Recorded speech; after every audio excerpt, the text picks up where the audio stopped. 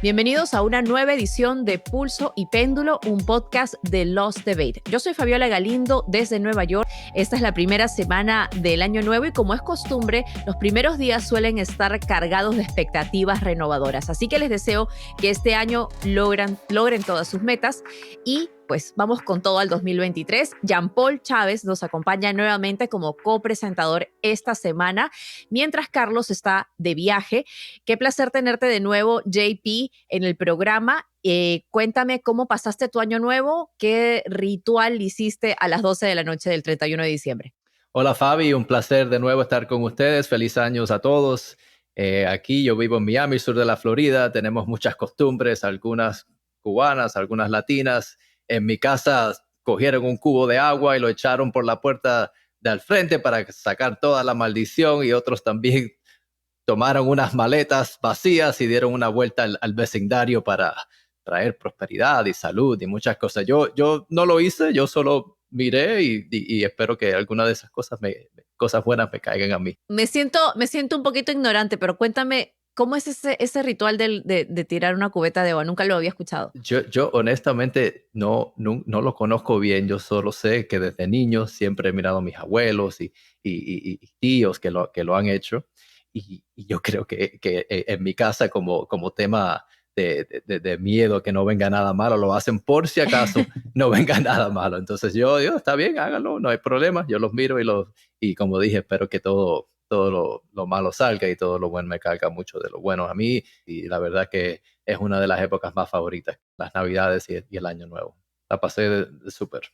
Qué bueno, me alegra que hayas celebrado bien y como que sacando todas esas energías fuera para dar espacio a lo nuevo.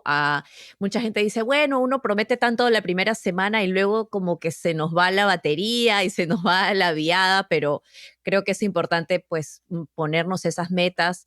Y bueno, yo no hice lo que tú hiciste, pero sí puse lentejitas en mi billetera, que es una manera, en Perú me enseñaron para que traer bonanza financiera. Así que no sé, ahí están las lentejitas, se me van a ir cayendo de la billetera el resto del año. Lo que sí hice, me comí las uvas, las 12 uvas para tener 12 meses bueno en este año. Eso sí, definitivamente lo hago todos los Yo años. cuando me acordé, ya el supermercado estaba cerrado, no puedo comprar las uvas, así que ojalá que toco madera y eso no será un mal omen.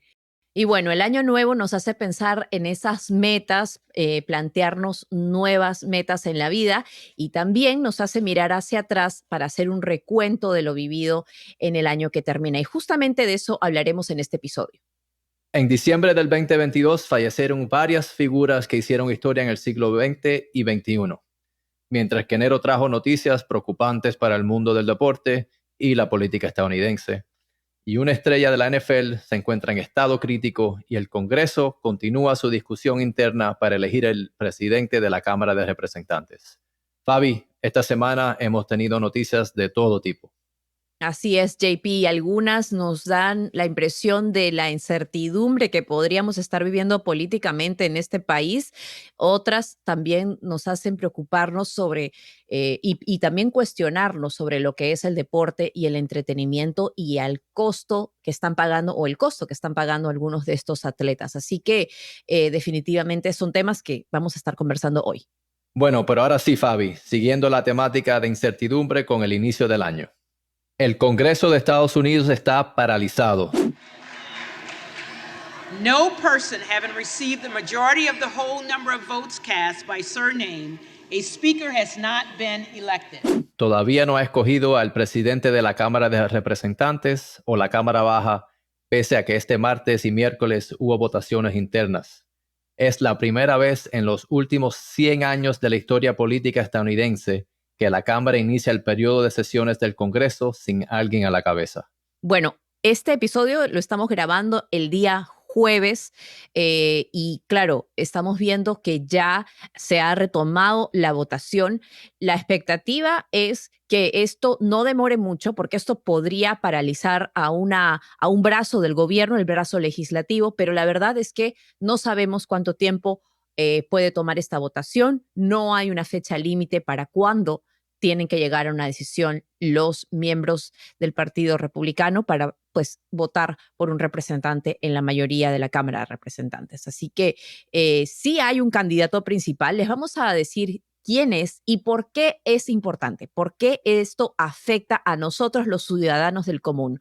Pues el que estaba lanzándose al puesto es Kevin McCarthy, es un representante del Partido Republicano, fue legislador estatal en California, luego llegó a Washington, D.C., y también es un simpatizante del expresidente Trump. En ocasiones también, pues, negó los resultados de las elecciones del 2020 y ahora está viendo que luego de al menos 6 rondas de votación no ha logrado conseguir el apoyo necesario para el puesto de presidente de la Cámara de Representantes o speaker, como se le dice en inglés. Evidentemente, McCarthy no tuvo el apoyo de los demócratas, que no iban a votar por un candidato republicano y que además perdieron la mayoría muy por un estrecho margen en la Cámara de Representantes. Lo curioso de esto es que McCarthy no obtuvo el mínimo de los 218 votos necesarios y solo obtuvo 201 votos a favor, a pesar de que la Cámara de Representantes cuenta en este momento con 222 puestos ocupados por su Partido Demócrata.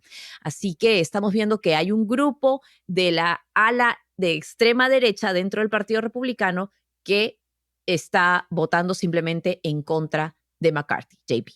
Ahora, la mayoría de los republicanos apoyan a McCarthy, pero son 20 los detractores y de hecho son de ultraderecha. Algunos pertenecen al grupo ultraconservador House Freedom Caucus. Y pese a que McCarthy hizo concesiones extraordinarias y aún las está haciendo a último minuto porque para él está haciendo lo que parece todo lo posible para poder ganar el speakership, ¿no? Y todavía lo acusan de ser representante del status quo, del establishment y protector de la vieja guardia. Es curioso, Fabi, porque Kevin McCarthy se posicionó como el candidato más fuerte desde noviembre del 2022 tras las elecciones intermedias del Partido Republicano, pero ha pasado mucha dificultad y esto ha creado un momento histórico y en verdad no sabemos dónde va a acabar esto. Así es, JP. Él ganó en la boleta interna del Partido Republicano en las pasadas elecciones de medio término en noviembre y desde entonces sabía que tenía que ganarse el voto de sus colegas republicanos para llegar al puesto de speaker. Ahora McCarthy, como ya decíamos, fracasó en 6 rondas de votación. La Cámara está paralizada. Ahora, ¿por qué importa? ¿Quién es el speaker de la Cámara de Representantes? ¿Y qué pasa cuando no hay un speaker? Eso es algo que nos afecta a todos, no solamente a los congresistas. Y les vamos a explicar muy brevemente qué es lo que sucede cuando no se elige a un speaker. Bueno, para comenzar, ninguno de los miembros del Congreso que han sido electos pueden juramentar.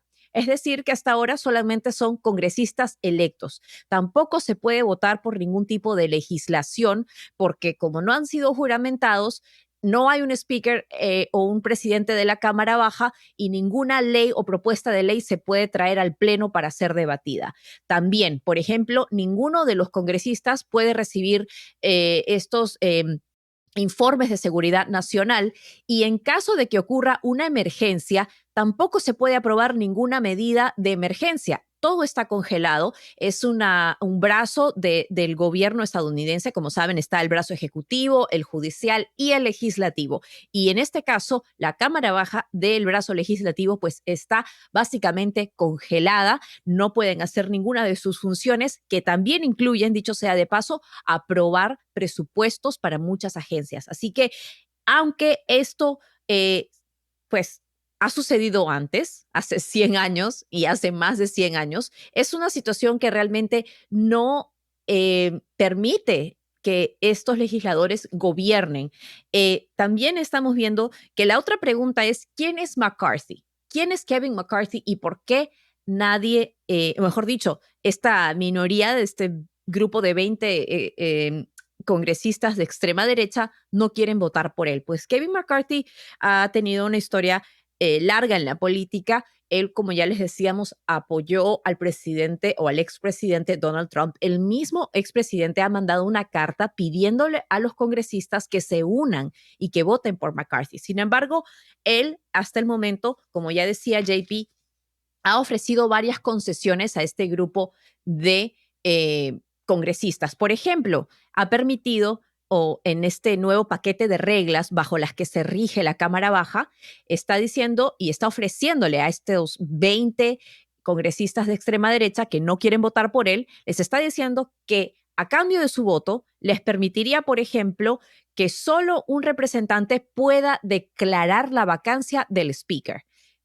O normalmente son 5 los que tienen que juntarse para declarar la vacancia, es decir, despedirlo. Está él mismo debilitando esa posición en el Congreso. También está diciendo que está ofreciendo, por ejemplo, que se permita que más miembros del Freedom Caucus, que ya mencionaba JP, pues sean parte de varios comités. Dicho sea de paso, algunos de estos miembros habían sido destituidos de estos comités por ser considerados miembros muy extremistas, incluso en casos personas racistas.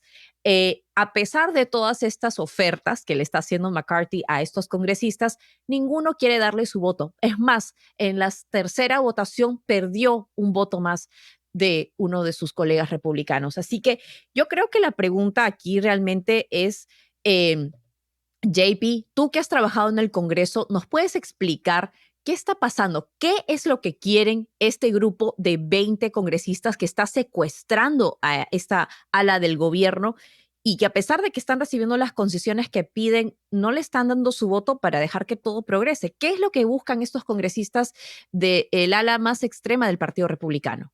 Bueno, Fabi, tristemente yo creo que esa respuesta nadie la sabe todavía. Este grupo de congresistas se han unido y lo que luce que están tratando de hacer es interrumpir, destruir y negar a Kevin McCarthy y que haya crear un caos, ¿no? Por una causa. Por esa causa no se sabe, ¿no? Yo creo que aún ellos mismos no saben el propósito de lo que quieren hacer, ¿no? Y es algo muy, muy feo, muy triste, muy embarazoso para el partido, para el país. Y además de todo lo que mencionaste, que no pueden elegir a los líderes de los comités para poder hacer el trabajo del pueblo estadounidense. En estos días, estos congresistas, esto se supone que sean unos momentos muy bonitos para ellos. Están todos allí con sus familias, están con sus hijos, esperando el momento que pueden iniciar su puesto. Muchos de estos miembros, especialmente los miembros nuevos, esto es un sueño de una vida, ¿no? Y es totalmente, es que no, yo como republicano de verdad que me siento abochornado de lo que está pasando. La verdad que yo tuve esa experiencia, pude ver estos miembros cuando están ahí, esos momentos tan bonitos que los están todos echando a perder. Muchas de estas familias tienen que regresar a sus distritos porque no se pueden pasar ahí todos estos días esperando a que ocurra algo. Y la verdad que es totalmente inaceptable de mi parte, ¿no? Es algo muy complicado. ¿A dónde vamos de aquí? ¿No? Hay muchas razones que esto ha ocurrido, ¿verdad? Hay muchas teorías y la verdad que Kevin McCarthy se encuentra en una posición muy difícil. No sabemos qué debe hacer. Él se hizo la decisión de arrimarse al presidente Trump durante todo este proceso y cuando llegó el momento de decidir y ver cómo iba a lograr esto, tuvo que hacer concesiones, tenía que arrimarse a otros miembros, ¿no? Y este grupo selecto se ha dado cuenta que tiene el poder de interrumpir este proceso y debido a la mayoría pequeña que hay ahora mismo en la Cámara, ¿no? Y se están apoderando de eso para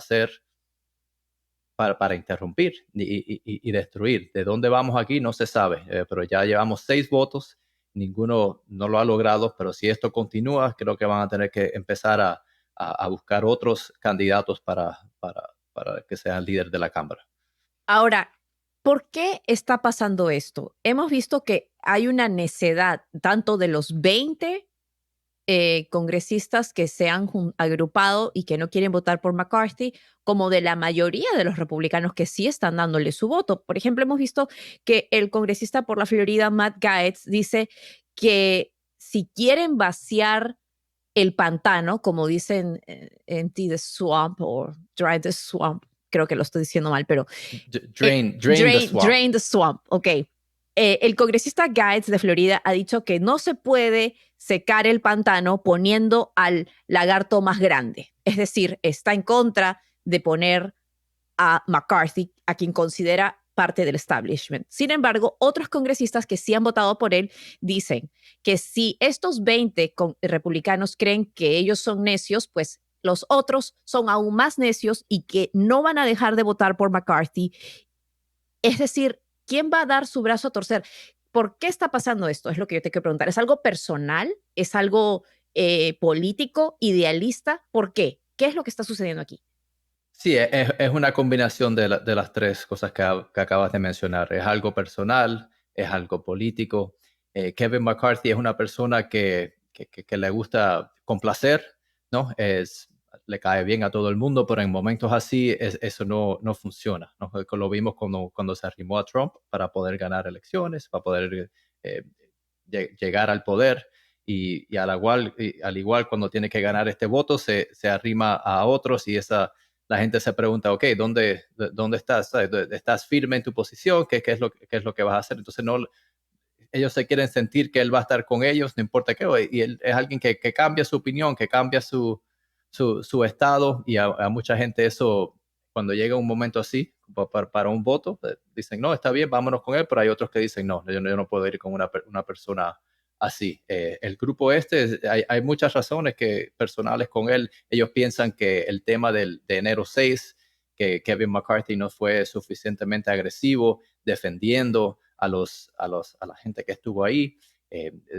Muchos de estos miembros pensó que él debió haber hecho un intento legalmente de acusar y demandar a gente que están como un contraataque a la gente que estuvo ahí en enero 6.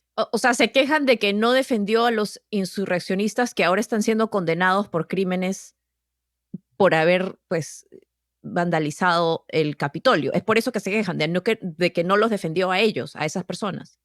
Que es correcto. Entonces, si te pones a pensar, eso era algo de Trump, ¿no? Y muchos de estos miembros de los 20 son apoyados por Trump. Y lo que yo encuentro súper interesante es que Trump sí mismo salió hace unos días o ayer diciendo, por favor, voten por Kevin McCarthy, este es nuestro líder. Y los 20 miembros de eso no han reaccionado a eso. Eso es otro tema que indica que el poder y la influencia de Trump está no es la misma, ¿no?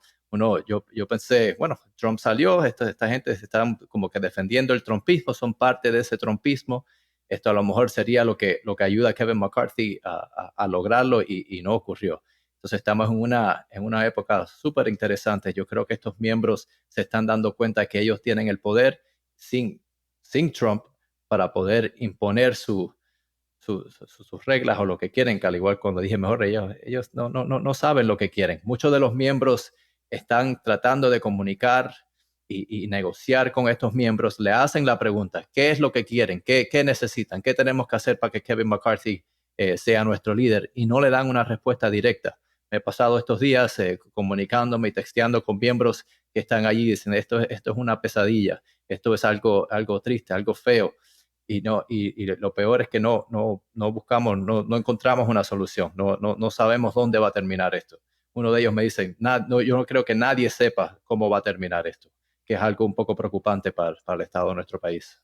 Eso es lo que yo te quiero preguntar, JP. ¿Qué dice esta situación sobre el estado de la democracia en Estados Unidos? ¿Cuál es el mensaje que están enviando a otros países que sí están pasando por crisis políticas y que miran a Estados Unidos como la luz y la democracia, el país que defiende a la democracia? ¿Estamos diciéndoles que esta democracia puede ser capturada por un grupo de 20 congresistas de una extrema derecha?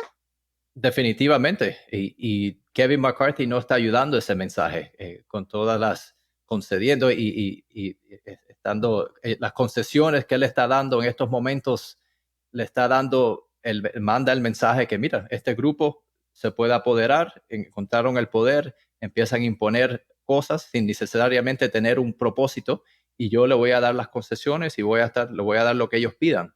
En mi opinión, eso es un error. Le estás dando más poder a este grupo que está interrumpiendo la democracia de nuestro país.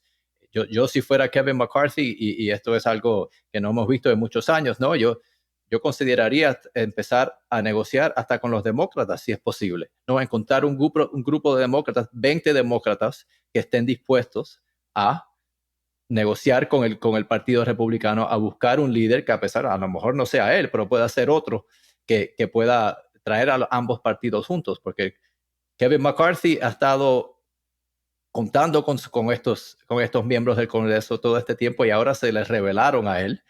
Entonces, ¿para qué fue el esfuerzo? ¿No? ¿Por qué te alineaste con Trump? ¿Por qué te alineaste con estos grupos, con estos miembros? ¿Para qué? Mira lo que te están haciendo. Yo buscaría una alternativa y mandar el mensaje al mundo que podemos trabajar con el otro partido. No le podemos dar las concesiones a este grupo terrorista, ¿no? Hasta algunos de los miembros le han puesto el Taliban 19 o el Taliban 20. Así mismo le han puesto el nombre al grupo este. Eso es algo que, en mi opinión, es inaceptable y hay que buscar alternativas, porque darle poder, darle concesiones a este grupo solo indica, míralo cómo se puede interrumpir esta democracia. Y esto es histórico porque, como ya les decíamos, no ha sucedido desde hace 100 años. La última vez que ocurrió fue en el año 1923, en que no se logró elegir a un speaker en la primera votación, pero antes de eso, esto también ocurrió en el año 1855, entre el 55 y el 56, y en esa ocasión la Cámara Baja no llegó a elegir a un speaker por 2 meses. Lo que a mí me parece interesante de esta parte de la historia de la política estadounidense es qué es lo que estaba sucediendo en el país en esa época. Pues las divisiones eran extremas. Se estaba discutiendo el tema de la esclavitud y el tema de la inmigración. Estamos hablando de hace más de 100 años en los que esta división se está repitiendo ahora. Y en ese caso, claro, vivíamos en otra realidad. Quizás los presupuestos y la manera en que el gobierno funcionaba y cómo afectaba a las personas era diferente a el día de hoy. Sin embargo, hoy por hoy, si llegamos a 2 meses, ojalá que no, ojalá que llegáramos a una decisión en las próximas semanas, en los próximos días, pero si es que llegamos a más de 1 mes, 2 meses sin una conclusión, el efecto en el pueblo americano va a ser real. Vamos a ver, quizás es posible, no queremos alertar a la gente, pero si es que esto continúa así, también podríamos ver un cierre de gobierno. Así que es algo que nadie debería querer o nadie debería buscar, ¿no? Y más que todo, como tú dices, buscar esas alianzas. A mí lo que me parece también interesante es cómo el Partido Demócrata ha votado en bloque por Hakeem Jeffries, quien es el líder de la minoría. Es un congresista de Nueva York y no ha llegado a los 218 votos, ha llegado solamente a los 212, que son la cantidad exacta de congresistas demócratas. Mi pregunta para ti es, tú acabas de decir y hablar sobre las alianzas y sobre tener tratos. ¿Podría llegar un demócrata a ser el líder, el speaker? O sea, lo dudo mucho, pero si es el único que ha conseguido la mayor cantidad de votos, ¿cómo vamos a salir de esta traba? Mira, Fabi, los ganadores de esta situación obviamente han sido los demócratas. Se han mantenido unidos, saben quién es su líder y han votado con él todas las veces. En todos los votos, Hakeem Jeffries ha tenido más votos que nadie en este proceso. Y ellos los ves allí, mientras los republicanos votan por otro y votan por Byron Donalds y votan por McCarthy, ellos se sientan ahí y se ríen, ¿no? Y se dicen, mira lo que está pasando, miren este partido, miren cómo están divididos. Por decir, algo, como dije en el principio, embarazoso para todos ellos, ¿no? Y ellos honestamente no tienen que hacer nada, se sientan ahí, siguen eligiendo a su líder a ver dónde va. La manera que es posible que un demócrata pudiera ganar, pero como dijiste, probablemente no ocurra, ¿no? Los congresistas tienen la opción de votar presente, ¿no? No necesariamente tienen que votar por un individuo o un congresista. Si eso ocurre, entonces el número ya no es 218, es menos, ¿no? Entonces, si hay suficientes congresistas que voten presente, si ese número se empieza a acercar al número 212, es posible que Hakeem Jeffries se convierta en el speaker, pero yo sé que los republicanos saben esas reglas y no van a dejar que eso pase, ¿no? Porque eso de verdad sería una catástrofe total para el partido. Ahora, cualquier persona puede ser nominada a el asiento del Speaker of the House o del presidente de la Cámara Baja, puede ser alguien que no sea necesariamente un congresista. Muchos incluso dijeron que querían nominar a el expresidente Donald Trump o incluso a cualquier persona que no perteneciera a un partido. ¿Tú ves esto como una opción viable, JP? Yo creo que es posible, Fabi, especialmente si seguimos en este ciclo de no elegir a nadie, que Kevin McCarthy no pueda. Yo creo que antes de eso probablemente empiecen a mirar a otros congresistas en el Partido Republicano, en el liderazgo, ¿no? El congresista Steve Scalise, sería yo creo que el próximo, lo más lógico, que empiecen a ver si esta es una persona que pudieran el grupo este de 20 elegir. Pero si eso tampoco ocurre, entonces empezamos a llegar a las opciones de elegir a alguien que no esté en el Congreso o posiblemente elegir a una persona o nominar a una persona que sea un centrista, ¿no? Que suficientes republicanos estén dispuestos a votar por él. Y ahí es cuando entramos con los demócratas. Hay que empezar a hablar con los demócratas, ¿no? Los demócratas posiblemente estén dispuestos a elegir a un republicano centrista que no esté en el Congreso o que esté en el Congreso o que no esté en el Congreso, ¿no? Han habido varios nombres que se han mencionado, Fred Upton es uno de ellos, el congresista de Michigan que se retiró, una persona muy respetada, muy popular en ambos partidos. Entonces, imagínate, van a tener que elegir a alguien eventualmente, ¿no? ¿Quién será y de qué partido? No sabremos, pero yo creo que todavía falta para eso. Eh, Vamos a ver, yo creo que Kevin McCarthy sigue tratando de complacer a este grupo. Otra de las concesiones que dio para complacerlos hay un grupo que se llama el Congressional Leadership Fund, que es un super PAC, que se ha dedicado a apoyar miembros republicanos en distritos, swing districts, ¿no? que pudieran ganar para tratar de traer más miembros centristas del Partido Republicano. Esto es algo que el grupo de los 20 pidieron, que el Congressional Leadership Fund no participara más en los distritos con primarias abiertas, ¿no? Para poder dejar que entren candidatos de la extrema derecha, ¿no? Ellos quieren tratar de ayudar que vengan más miembros como ellos, ¿no? Que añadir al grupo este de 20, ¿no? Y eso es algo que el Congressional Leadership estaba tratando de prevenir y Kevin McCarthy los complació, le dijo, está bien, este Congressional Leadership Fund no va a participar más en distritos con las primarias abiertas para poder proteger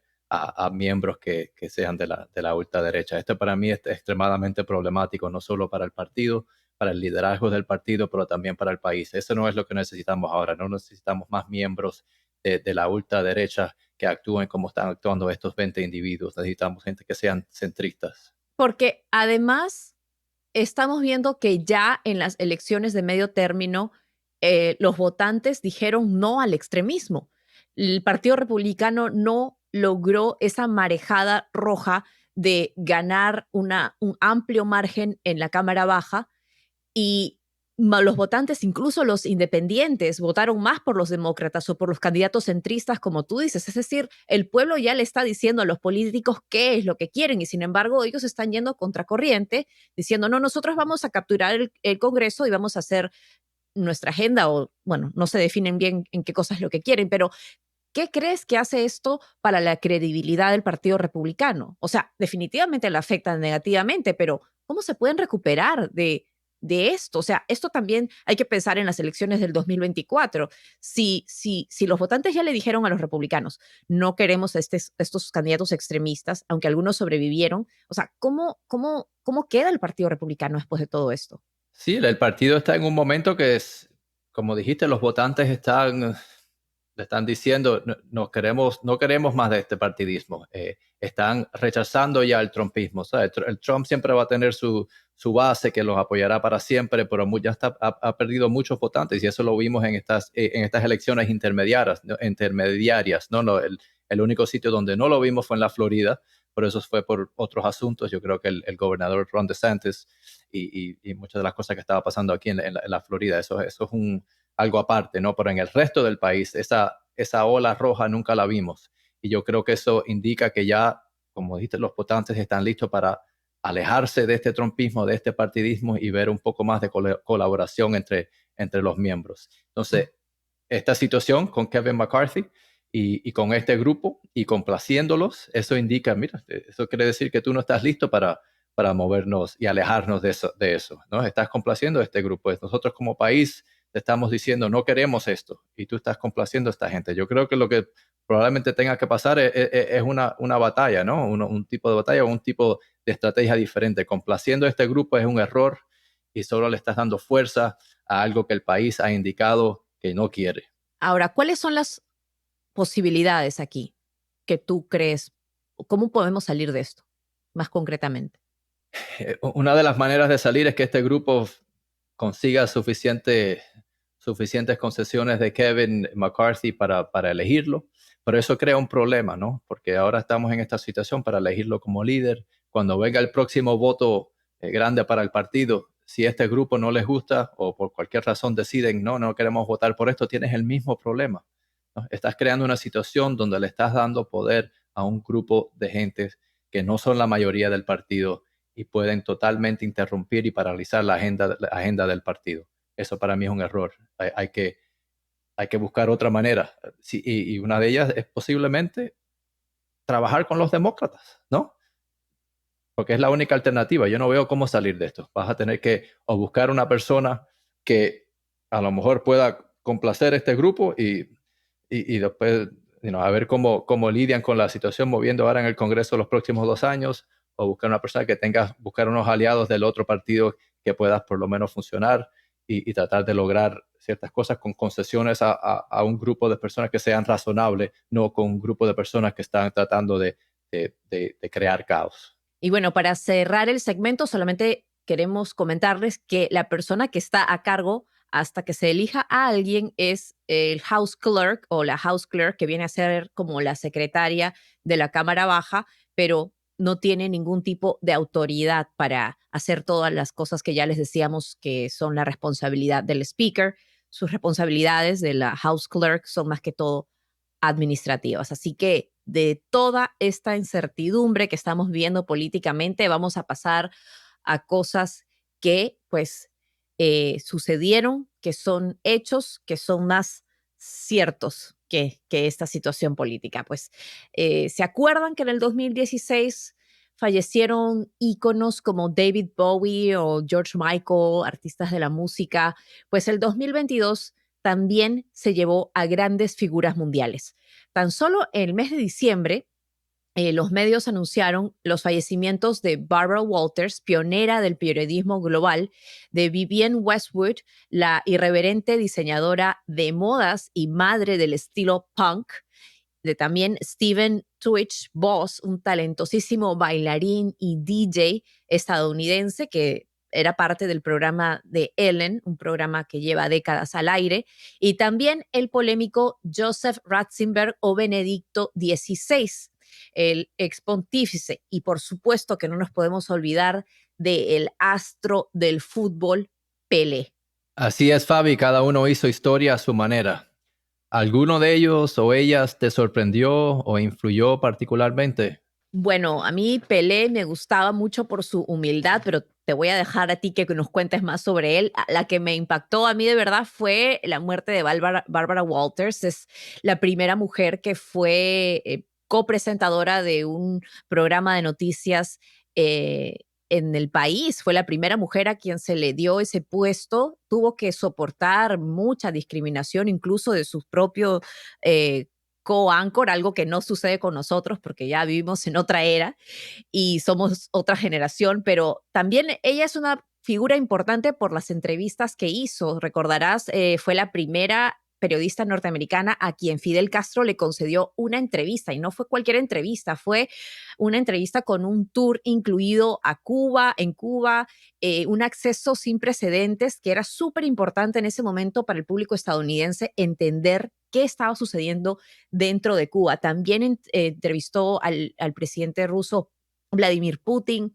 Y una de sus entrevistas también más conocidas fue la entrevista con el expresidente Richard Nixon, que en paz descanse, y lo entrevistó justamente después del escándalo de Watergate. Y una de las preguntas más polémicas que le hizo fue que si no se arrepentía de no haber quemado los cassettes. Como sabemos, eso fue un escándalo que ocasionó Watergate, que ocasionó la dimisión del presidente Nixon, y definitivamente fue una figura que ayudó mucho a los estadounidenses a entender quiénes eran sus presidentes, quiénes eran estos líderes, porque además de preguntas políticas, ella hacía muchas preguntas personales y, digamos, humanizaba un poco a estas figuras. Y a ti, JP, ¿quién te impactó más de estas figuras? Bueno, para mí definitivamente es Pelé, ¿no? Yo era un atleta y todos estos atletas que logran llegar a un nivel que casi son dioses, ¿no? Unas leyendas para siempre, siempre me impactan y lo admiro. ¿No? Pelé, y no supo esto hasta recientemente, sus padres lo llamaron Edson Arantes, ¿no? Y ese nombre lo querían llamar como el inventor Thomas Edison, que yo encontré súper interesante, pero desafortunadamente escribieron el nombre mal en su certificado de nacimiento y se quedó Edson. Pero Pelé, ¿sabes? La historia que vino de la pobreza, ¿no? Vino de la nada, pasó mucha parte de su vida trabajando como lustrabotas, ¿no? En las calles.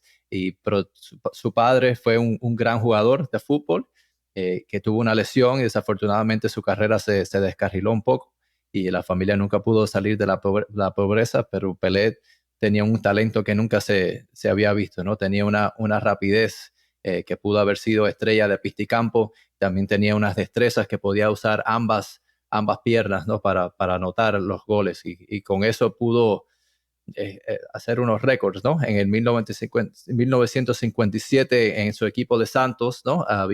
Anotaron 143 goles y de los cuales 58 hizo Pelé. Eso es hasta el día de hoy un récord que nadie ha podido superar. Además de eso, fue al Mundial 4 veces y tiene un récord de haber ganado 3 mundiales. No, fue una figura para su país, no solo como atleta de deporte, pero también una figura política, ¿no? Él lo respetaba mucho, lo querían mucho y a través de su vida tuvo muchos éxitos, también eh, desafortunadamente tuvo ciertas bancarrotas, pero siempre encontró la manera de salir de eso y superar lo que tenía del frente. Es una figura que nunca se olvidará y probablemente será uno de los mejores jugadores de fútbol en la historia del mundo. Y además el único que ha ganado 3 copas mundiales. O sea, uno piensa en los futbolistas de hoy en día y los millones de dólares que ganan y luego el único que ganó las 3 copas tuvo tantos problemas económicos. Es increíble esa disparidad, ¿no?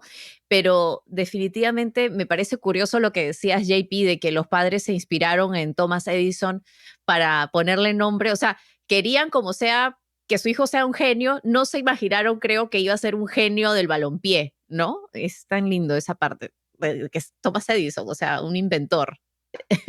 Sí, me encantó esa parte y bueno, gracias a Dios pudo lograr cosas, no como inventor, pero seguro que hay cosas que él cambió el juego de fútbol para siempre, ¿no? No se vio nadie como él y estoy seguro que será una influencia para jugadores hoy en día y para siempre. Y algo que a mí personalmente me ha tocado mucho cuando veo esta ceremonia de su funeral, de su entierro, es cómo los brasileños están contentos porque dicen, Pelé no nos puede traer ninguna tristeza. Todo lo que nos dio fue alegrías y triunfos. Y creo que esa es una manera muy bonita de, obviamente, celebrarlo ahora ya de manera póstuma. Definitivamente, todos marcaron el mundo de sus industrias, pero quien claramente causó revuelo mundial y que trajo recuerdos incluso de la Edad Media fue el Papa Benedicto XVI, a quien de hecho lo enterraron este jueves 5 de enero en el Vaticano. Su nombre de nacimiento es Joseph Ratzinger y se le conoce como el Papa que abdicó. Asumió el papado en abril de 2005, cuando el Papa Juan Pablo II falleció, y luego de 8 años, en el 2013, renunció a su puesto. Esto no había ocurrido desde la Edad Media y por eso había sido hace 600 años y se asumía siempre que el cargo era un puesto vitalicio, es decir, que se ocupa hasta el fallecimiento del Papa. El último pontífice que renunció fue Gregorio XII en 1415. Otros puntos importantes sobre Benedicto XVI fue una figura controversial por dos motivos. Su inesperada abdicación, como ya lo mencionábamos, y también la dificultad que tuvo y que enfrentó para lidiar con el escándalo de abusos sexuales y la pedofilia en el clero. Fue un teólogo brillante para muchos, gran defensor de las tradiciones, tanto que le valió el sobrenombre del Rottweiler de Dios, pero tuvo posturas que muchos consideraron liberales, como la defensa del medio ambiente. También condenó la guerra estadounidense en Irak y criticó al capitalismo, sobre todo luego de la crisis financiera de 2008. Nació en 1927 en Baviera y vivió su adolescencia en la Alemania nazi.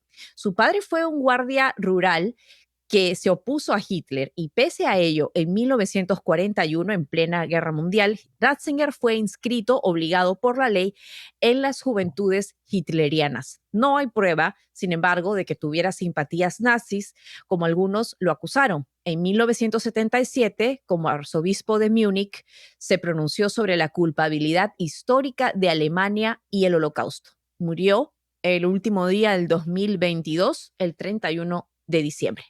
Sí, Fabi, y Pelé murió el 29 de diciembre, ¿no? Tuvo una operación de la próstata en el 2021 y le removieron un tumor y eventualmente no perdió esa lucha contra el cáncer. Pero otro dato curioso de Pelé es que en el 1961 varios clubes italianos intentaron contratarlo, ofreciéndole $1 millón, que en ese entonces es una cifra exorbitante, ¿no? Pero el presidente de Brasil de ese entonces, Jânio Quadros, declaró a Pelé como un tesoro nacional que no se podía exportar y le prohibieron jugar para equipos internacionales por los próximos 20 años, que es algo increíble que usualmente uno no ve algo así, que un país controle a un jugador y no le dé esa libertad de poder jugar. Lo querían tanto que no se podían imaginar un mundo o un país, Brasil, sin Pelé que sea parte de ellos. Y ya para el 1969, Pelé había anotado 1,000 goles en partidos nacionales e internacionales, ¿no? Y finalmente en el 1974, Pelé y el equipo de fútbol de New York Cosmos firmaron un contrato de 3 años por $7 millones. Adicionalmente recibió otros 3 millones por ser embajador de buena voluntad. Así que después de tener varios fracasos financieros y bancarrotas, pudo recuperar su fortuna y salir, estar en una mejor situación, ¿no? Gracias a Dios. Y él, aunque también pudo ejercer como ministro del deporte para Brasil entre el 95 y el 98 y decretó la Ley Pelé, que abogaba por la libertad de movimiento profesional de los jugadores, que fue algo que se le negó a él, y luchó porque tengan los jugadores la libertad de poder jugar donde ellos quisieran. Lamentablemente otras figuras políticas contrarrestaron la ley y no se pudo cumplir. Pero como se ve, Pelé será uno de los grandes para siempre en el mundo de fútbol, no solo en el campo, pero afuera del campo también. Bueno, yo creo que esa ley los franceses la van a querer volver a traer, porque ahora que regrese Messi a jugar a Francia, al equipo, que después de haberles ganado el Mundial, pero bueno, me estoy yendo por la tangente. Es una vida realmente extraordinaria la de Pelé. Ese éxito lamentablemente no vino sin lesiones. Pelé tuvo una fuerte lesión en la ingle que le impidió terminar de jugar en el Mundial de 1958 que se jugó en Chile, y en 1966 terminó el Mundial en Inglaterra herido, luego de que recibió varias patadas en los tobillos y en las rodillas. Apasionante y todo el fútbol, nuestro balompié, es un deporte de alto impacto y de alto riesgo. Así es, Fabi. De hecho, una investigación hecha por Bennett Omalu, un neurólogo estadounidense, indicó que los jugadores de fútbol padecían muchas lesiones cerebrales por la cantidad e intensidad de impactos que reciben. Además, es el segundo deporte más mortífero para hombres entre 25 y 54 años. Esto según el Instituto de Rehabilitación Neurológica del Hospital Brookhaven. Pero ¿sabes cuál es el primero? El fútbol americano.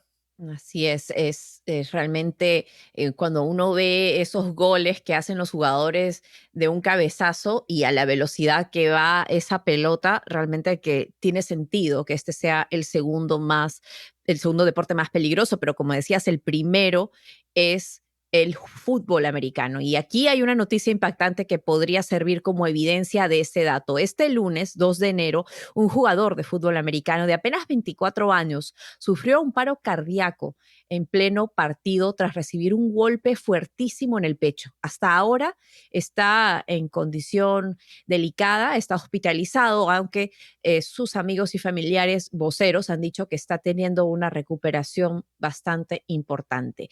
Se trata de Damar Hamlin, jugador del equipo de Buffalo Bills, que en el lunes, durante el partido contra los Cincinnati Bengals, pues sufrió de un golpe por parte de un oponente que arremetió contra él. Es muy natural ver este tipo de golpes, al menos 100 de este tipo de impactos se ven en cada juego.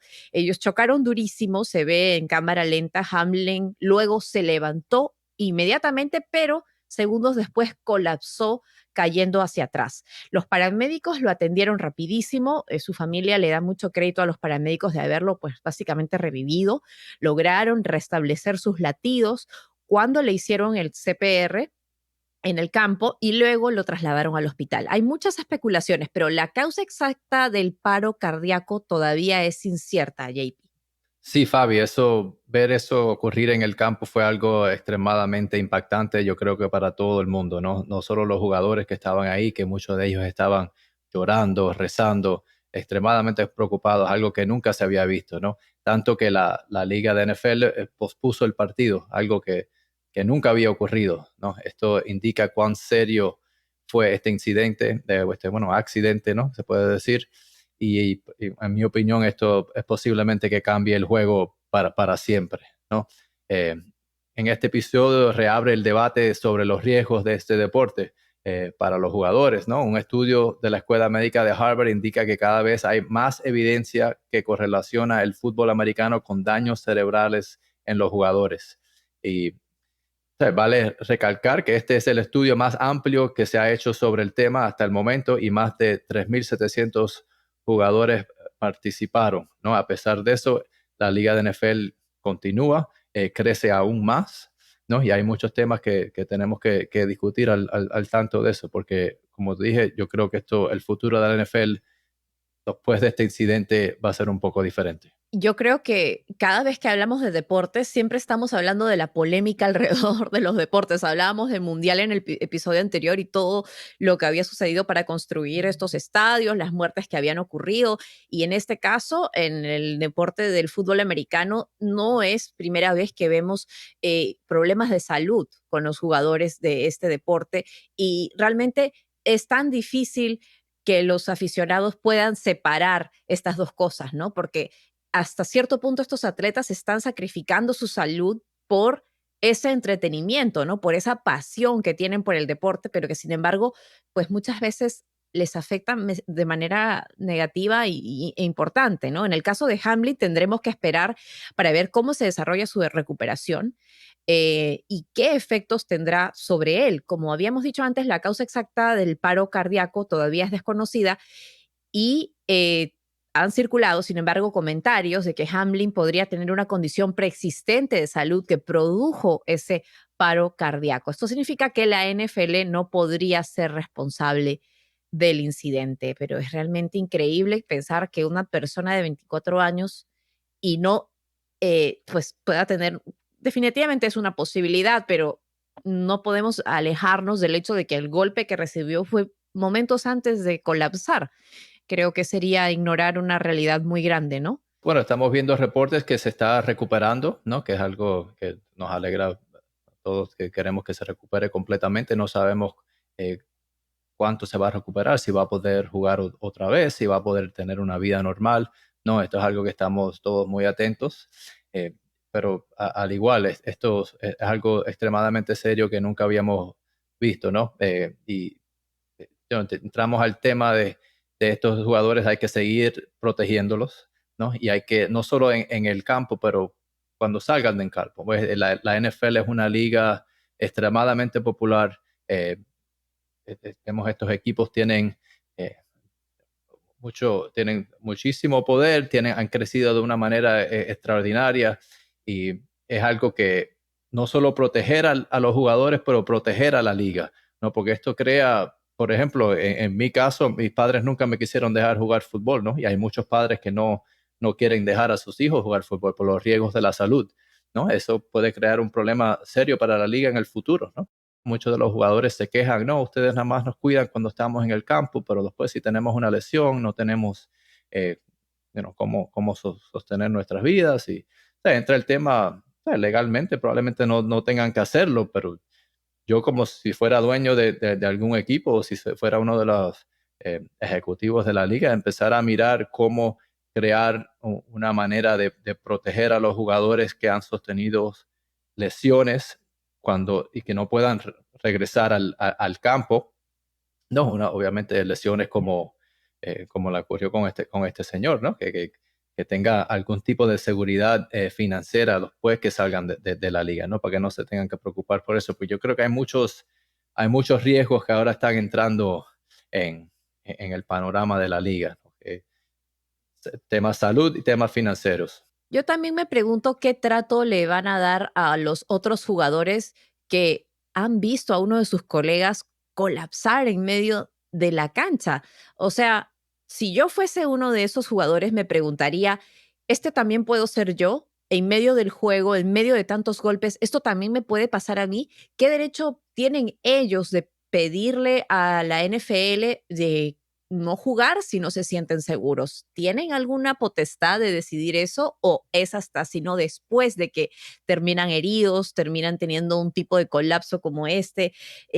No estoy segura que exista ningún tipo de protección para los jugadores que no se sientan seguros, porque hasta cierto punto sí es verdad que ellos conocen las estadísticas y saben muy bien que esto es un deporte de alto impacto, pero esto va más allá de lo que es un juego, ¿no? Y creo que es interesante ver esa parte porque escuchaba a varios comentaristas deportivos mencionar que este tipo de impactos del hombro contra el pecho, o sea, esto ocurre casi durante todo el juego, no es una excepción a la regla, esto es parte del juego, ¿no? Y también el análisis de algunos médicos indicaban que al ver la imagen de el jugador Hamlin colapsar, luego se vuelve a levantar, se vuelve a poner de pie, lo que más o menos indicaría que no es un daño en la espina dorsal, sino es algo, como ya sabemos, que fue un paro cardíaco, ¿no? Entonces, ¿cómo este golpe puede o no puede haber precipitado esta situación para él y cómo pueden proteger a los otros jugadores? Es algo que creo que es una pregunta también pendiente para la NFL, JP. Sí, la NFL ha tomado medidas para proteger a los jugadores ya, ¿no? Probablemente puedan hacer más cosas, pero es complicado porque el juego tampoco lo quieren cambiar demasiado, ¿no? Porque puedes cambiar el juego totalmente y ya la gente pierde interés, ¿no? Eh, lo que han hecho, yo creo que es razonable, ¿no? Tratan de proteger mucho a los jugadores que están en una situación indefensa, ¿no? Que van a coger un pase y que venga un golpe o sea, los golpes a la cabeza o los golpes a los jugadores indefensos, esos lo han prohibido y yo creo que ha ayudado, ¿no? Ha prevenido muchas lesiones que hemos visto en el pasado. En el caso de Hamlin, esto no fue algo así, ¿no? El golpe no fue a la cabeza, el golpe fue una jugada bastante rutinaria, ¿no? Que esto haya ocurrido o es algo, o sea, una excepción, ¿no? Un accidente, eh, algo, ¿sabes? Un freak accident, ¿no? O también es posible que ella tenga una condición, ¿no? Eso lo sabremos pronto cuando investiguen más y a ver lo que le pasó a Hamlin. Pero al igual, la NFL tiene, yo creo que una responsabilidad de seguir protegiendo a los jugadores y asegurarse que esto no ocurra más, porque fue un momento muy feo que la verdad que o sea, todo el mundo entendería que algún muchacho que esté mirando esto diga, wow, yo no sé si yo voy a jugar fútbol, yo no quiero arriesgar mi vida, ¿no? Todos entienden que se pueden lesionar, pero esto no es un tema de una lesión, este es un tema de la vida, ¿no? Este muchacho por poco pierde la vida en el campo. es algo serio y va a tener un impacto que va a durar por mucho tiempo, yo creo. Sí, bueno, yo sé, JP, que tú eres mucho más deportista que yo, así que yo no me meto para nada ni a jugar fútbol, ni a jugar fútbol americano, porque sé que me va a ir mal. No creo que me iría como a él, pero yo le tengo mucho miedo a esas cosas. Te juro que ni esquiar. Para mí son cosas que me gusta hacer ejercicios, pero deportes. ¿Cómo tú afrontas eso? ¿Cómo tú afrontas eso de que si sales lesionado o no? O sea, uno también llega a una edad y cualquier golpe ya uno ya no se recupera igual. O sea, no sé, ¿cómo tú experimentas esa parte del deporte? Sí, bueno, a nuestra edad obviamente la cosa cambia un poco y esquiar es algo muy bonito. Carlos se pasó años diciendo que nunca esquiaría y eventualmente lo trató, ahora es el fanático más de esquiar, va todos los años. Me Así encanta que esquiar. Lo he hecho, lo he probado, sé hacer esquiar, sé la pizza, todo, todo. Pero una vez fui con una amiga y terminó con un ojo morado porque terminó con una de las vallitas en el ojo y eso fue para mí totalmente traumático. ¿Tú te imaginas yo aquí haciendo el show con un ojo morado? O sea, no sé, me da mucho miedo. Pero Pero sí, bueno, yo como atleta, imagínate, las lesiones son parte del deporte. El deporte tiene muchas cosas buenas y uno cuando empieza a jugar, ¿sabes? Es una emoción y algo que uno, ¿sabes? Te absorbe, ¿no? Y empieza a competir y eso es algo que pasa. Pero también se tiene que considerar cómo protegerse y asegurar que no ocurran lesiones feas y ningún peligro que le pueda costar a alguien la vida. totalmente. Y es definitivamente súper importante cuando uno está creciendo como niño entender ese esfuerzo en equipo. Yo soy pro deportes, lo que pasa es que ya a la edad adulta me ha entrado un poco la gallina de tener miedo de quedar postrada ahí en cama con algún hueso roto. Pero bueno, gracias por estar con nosotros, JP, por haber compartido este episodio con nosotros. Con esto ya llegamos al final del programa y la primera semana del año 2023. Gracias por escucharnos y bueno, continuaremos cubriendo las noticias de este año y espero que nos acompañes pronto otra vez, JP. Muchas gracias, Fabi. Lo disfruté mucho como siempre. Para todos, Pulso y Péndulo es un podcast producido por Lost Debate. Talía Novoa fue productora de este episodio, Maxi Frini es nuestro editor y diseñador de sonido y Yesenia Moreno es nuestra productora asociada y investigadora. Como siempre, los invitamos a dejarnos un comentario y a seguirnos en YouTube, Spotify, Apple Podcast o en la aplicación que prefieran. Nos encanta escuchar sus opiniones y además nos ayuda a seguir creciendo. Saludos y hasta pronto todos.